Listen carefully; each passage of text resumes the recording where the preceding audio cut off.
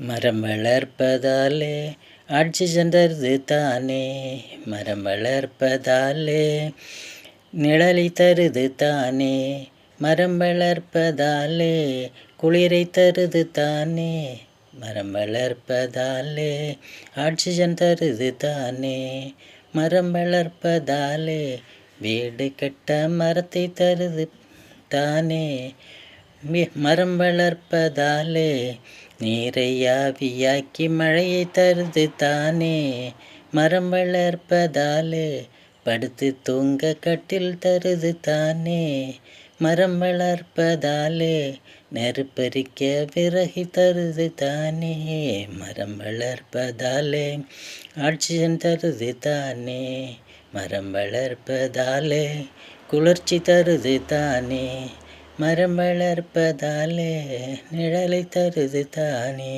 மரம் வளர்ப்பதாலே ஆக்சிஜன் தருது தானே.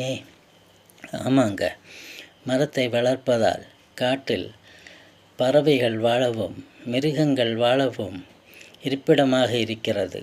மனிதனுக்கு பல விதங்களில் அவை நன்மைகள் செய்கின்றன.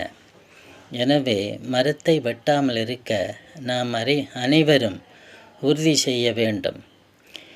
மரத்தை கட்டின் விஷயங்களாலும் ரெல்லிங் விஷயங்களாலும் ஏசிபியாலும் அதிகமாக வெட்டப்படுகின்றன, பறித்தெடுக்கப்படுகின்றன.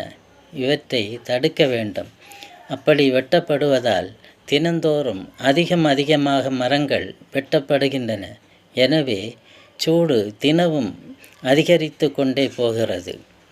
ஐநா சபை தலையிட்டு விஷயங்களாலும் ஏசிபியாலும் கட்டின் விஷயங்களாலும் மரத்தை வெட்டுவதை தடை செய்ய வேண்டும். உலகை நாம் பாதுகாக்க வேண்டும். நாளைய சமுதாயம் நல்ல உலகத்துடன் வாழ வேண்டும் என உறுதியெடுப்போம்.